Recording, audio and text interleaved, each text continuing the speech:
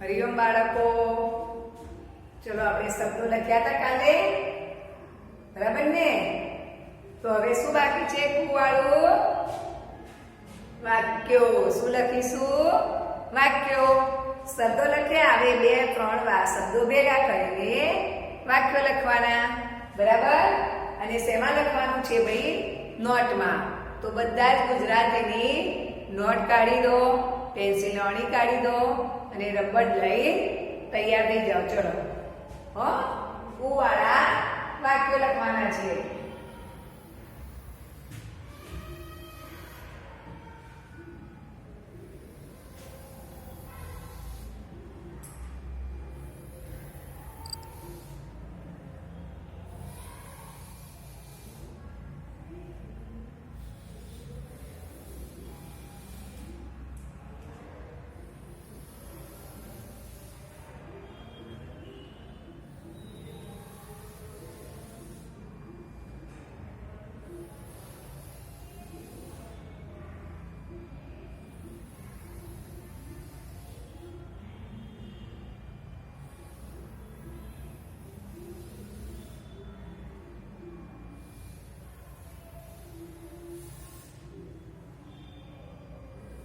કાઢી બધાએ નોટ. તમારે લીટી દોરવાની નથી, કારણ કે વાક્યો લખવાના છે એટલે વાક્યો સીધી લીટીમાં જ હોય, બરાબર? શબ્દો લખવાના હોય તો લીટી દોરવાની, પણ આપણે વાક્યોમાં તો લીટી દોરવાની નથી.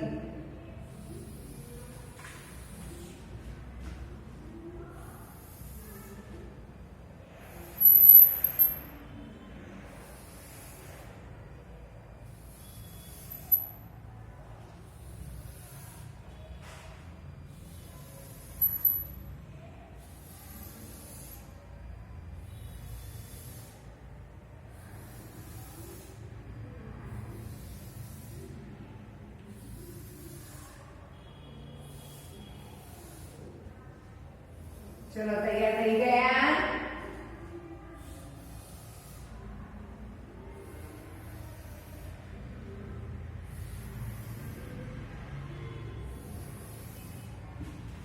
નોટમાં લખવાનું છે ભાઈ, આજે ચોપડી નથી તો નોટમાં શું લખીશું?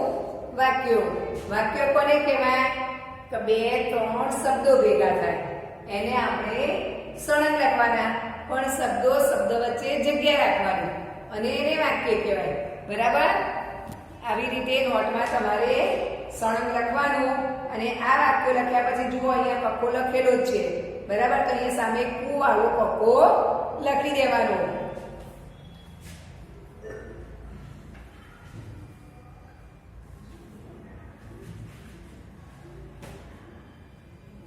ચલો, બા, આમાં કાનો, રસોઉ, રસોઈ, દીર્ઘઈ, સાદું અને દીર્ઘઉ બધી જ નિશાનીઓ આવશે. બા, ખૂબ, ભૂખ, લાગી. હવે વાક્ય પૂરું થાય છે એટલે પૂર્ણ વિરામ. કેટલા શબ્દો થયા? 1, 2, 3, 4, બરાબર ને? હવે 4 તમે આમ છૂટો છૂટો શબ્દ લખો તો ખૂબ લખતા હતા, ભૂખ લખીએ, લાગીએ લખીએ, બરાબર? પણ આપણે એ બધા શબ્દોને સાથે એક લાઈનમાં લખવાના, અહીંયા લીટી પાડવાની નથી.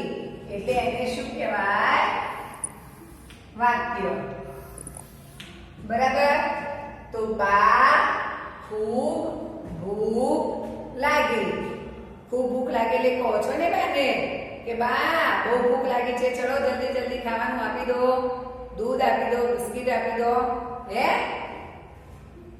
તો બા ખૂબ ભૂખ લાગી.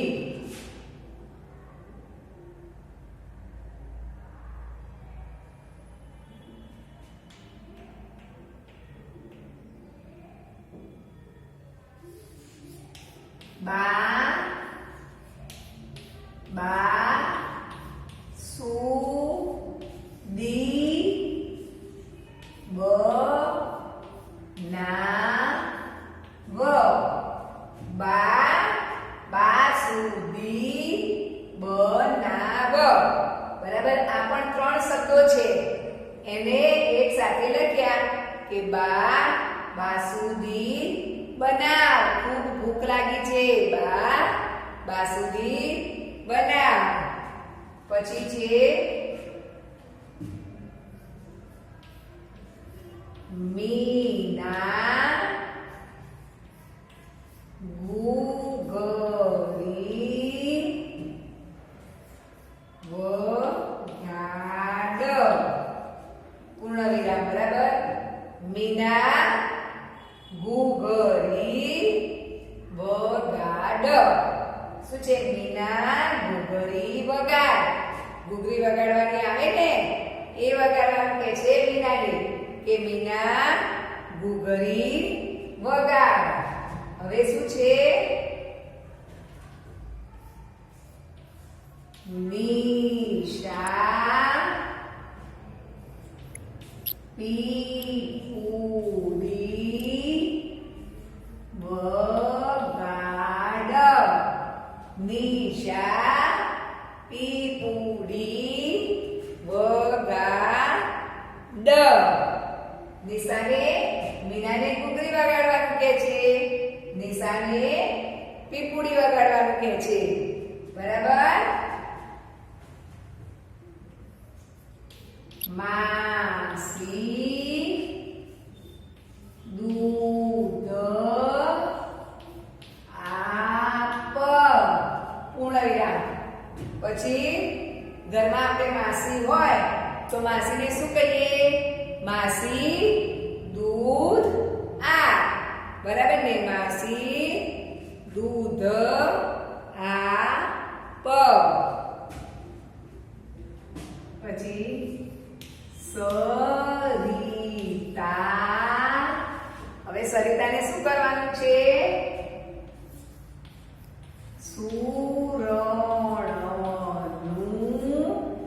સુરણનું શું બને? શાક બનાવ. શું છે? સરિતા સુરણનું શાક બનાવ. સરિતા સુરણનું શાક બનાવ. તમને વાતો તો જલ્દી આવી જાય, બોલતા આવી જાય. હે કે મમ્મી સુરણનું શાક બનાવી દે, મમ્મી મેગી બનાવી દે. બરાબર ને? પણ જ્યારે લખવાનું હોય ત્યારે એને આપણે બધા શબ્દો છે, તમને શબ્દો તો આવડે, એ શબ્દોને જોડે જોડે લખી દેવાના એટલે આખું વાક્ય બની જાય. બરાબર. પછી છે ભાઈ ખજૂર. ભાઈ ખજૂર ખા. ભાઈ ખજૂર ખા. ભાઈને શું કહેવાનું છે? ખજૂર ખાવાની. હા, કે ખજૂર ખાઈએ તો શું મળે? તાકાત આવે, વિટામિન મળે. બરાબર ને? એટલે ભાઈ ખજૂર ખા. કુમુદ કુમુદ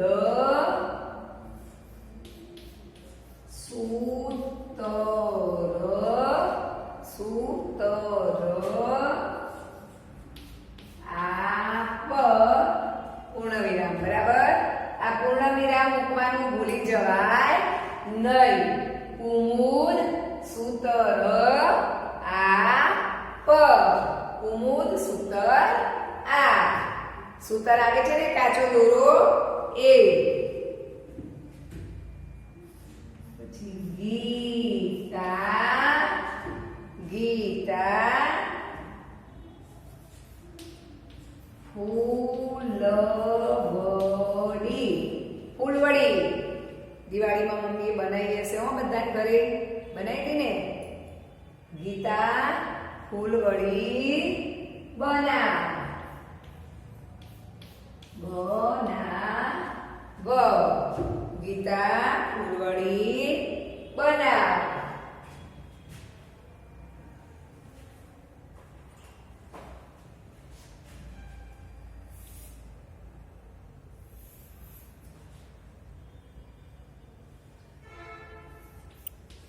પિયુષ. પિયુષ છોકરાનું નામ છે ભાઈ, બરાબર? તો પિયુષને શું કરવાનું છે? દૂરબીન આપ. પિયુષને એમ કીધું છે કે દૂરબીન આપ. શું કરવું છે ભાઈ? મારે જોવું છે દૂરનું, બરાબર? પિયુષ દૂરબીન આપ.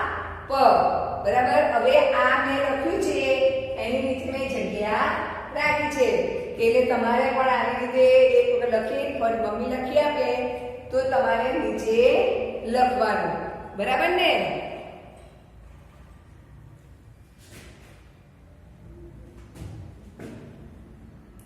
ચલો.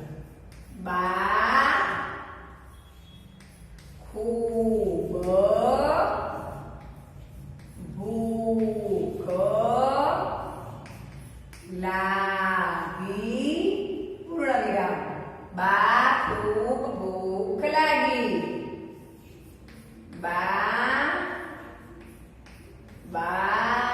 બાસુંદી બનાવ. પૂર્ણ વિરામ. વાક્ય પૂરું થયું. બાસુંદી બનાવ.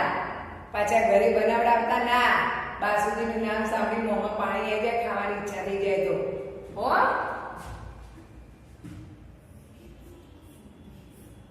મીના ઘૂઘરી વગાડ. પૂર્ણ વિરામ. મીના ઘૂઘરી વગાડ.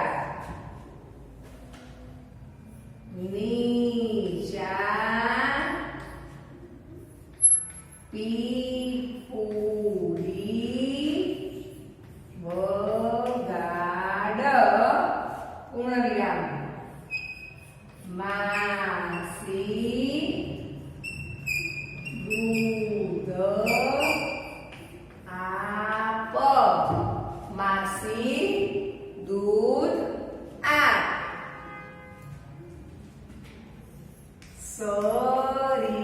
સરિતા સુરણનું શાક બનાવ. વાક્ય પૂરું. સરિતા સુરણનું શાક બનાવ. સરિતા સુરણનું શાક બનાવ. બાઈ ખજૂર ખા. બાઈ ખજૂર ખા. કુમુદ સૂતર આપ. પૂર્ણ વિરામ. કુમુદ સૂતર આપ. ગીતા ફૂલવડી. આવો લાંબો શબ્દ હોય ને તો જેમ બોલો એમ રીતે અક્ષર લખો તો એક રહી જશે નહીં. બનાવ. પૂર્ણ વિરામ. ગીતા ફૂલવડી બનાવ. પિયુષ દૂરબીન આપ. પિયુષ દૂરબીન આપ. ચલો લખ્યું તું ભાઈ, સાથે સાથે લખ્યું તું.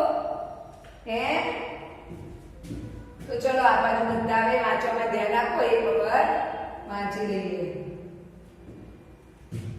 બા ખૂબ ભૂખ લાગી. બા ખૂબ ભૂખ લાગી. બાસુંદી બનાવ. બાસુંદી બનાવ. મીના ઘૂઘરી વગાડ. મીના ઘૂઘરી વગાડ. નિશા પીપુડી વગાડ. નિશા પીપુડી વગાડ. માસી દૂધ આપ. માસી દૂધ આપ. સરિતા સુરણનું શાક બનાવ. સરિતા સુરણનું શાક બનાવ. બાઈ ખજૂર ખા. બાઈ ખજૂર ખા. કુમુદ સૂતર આપ. કુમુદ સૂતર આપ. ગીતા ફૂલવડી બનાવ. ગીતા ફૂલવડી બનાવ. પિયુષ દૂરબીન આપ. પિયુષ દૂરબીન આપ. ચલો બધા શબ્દો વાક્યો અને એ સળંગ વાંચવાના અને પહેલા શબ્દો કરી વાંચવાનું, પછી સળંગ વાંચી જવાનું. બરાબર. હવે આપણે શું કરીશું? શેના નામ લખ્યા હતા આપણે? શરીરના ભાગોના લખ્યા હતા. પછી શેના લખ્યા? પ્રાણીના નામ લખ્યા ને ભાઈ. તો આજે આપણે શેના નામ લખીશું? શાકના નામ. પહેલા બોલી જઈએ શાકના નામ. જો બોલવામાં પણ બધા જ નામ બોલાય. એને એક માત્ર આવતો હોય, કાનો માત્ર આવતો હોય, બે માત્ર આવતા હોય તોય બોલાય. પણ લખવામાં હજી આપણે આખું આવું આવશે એ ત્યાં સુધીના લખીશું. બરાબર ને? ચલો ત્યારે હવે આપણે શાકના નામ બોલીએ. તો બટાટા, બટાટા. ડુંગળી, ડુંગળી. ટામેટા, ટામેટા. રીંગણ, રીંગણ. ફુલાવર, ફુલાવર. કોબીજ, કોબીજ. વટાણા, વટાણા. મરચાં, મરચાં. વાલોળ, વાલોળ. આદુ, આદુ. લીંબુ, લીંબુ.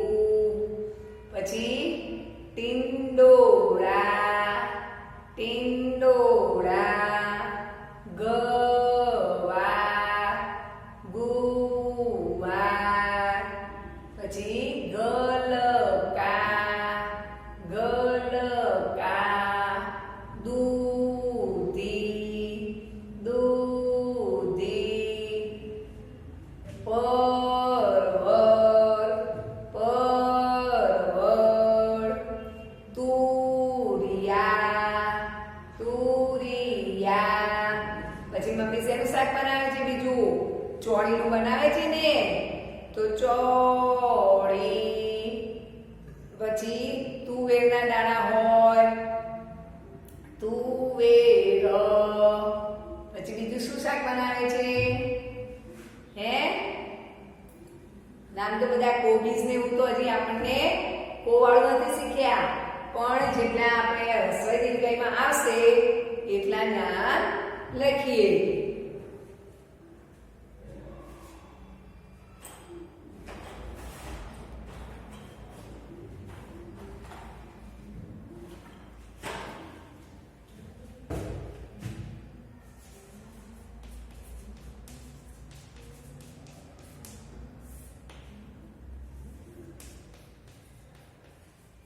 શાકના નામ. બરાબર? પછી ભીંડા ખાવ છો ને, તો પહેલું બટાટા. શું છે? બટાટા.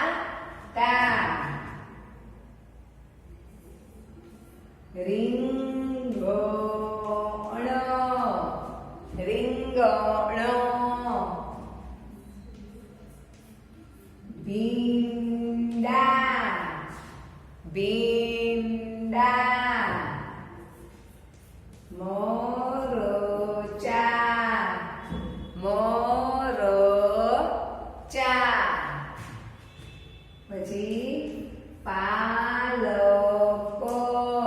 પાલકની ભાજી આવે છે ને, હે પાલકો. પછી ડુંગળી, ડુંગળી. પછી ગાજર, ગાજરનું ભાઈ શાક થાય, બરાબર ને, એટલે કાનાવાળું છે. પછી આપણે તો મૂળાય શીખી ગયા, આપણે તો દીર્ઘવાળું, એટલે મૂળા. શું છે? મૂળા. પછી ગલકા, તુરિયા, પરવળ. પરવળનું શાક આવે છે ભાઈ, એમાંથી બહુ વિટામિન મળે હો. પછી આદુ. પછી કાકડી પણ શાકમાં ગણાય, કાકડી. બરાબર ને? હજી ઘણા નામ છે જ, પણ આ બધું તમારે એક્સ્ટ્રામાં લખવાનું અને તૈયાર કરવાનું અને બોલવાનું. એટલે એમ કરતા કરતા તમને શાકના નામ આવડી જાય, શરીરના ભાગોના આવડી જાય. એવી રીતે આપણે 10 નામ રોજ લખવાના. બરાબર ને? છે તો તમને આની સાથે સાથે તમને આ પણ આવડે. બરાબર ને? તો ચલો, બટાટા, બટાટા. રીંગણ, રીંગણ. ભીંડા, ભીંડા. મરચા, મરચા. પાલકો, પાલકો. ડુંગળી, ડુંગળી. ગાજર, ગાજર.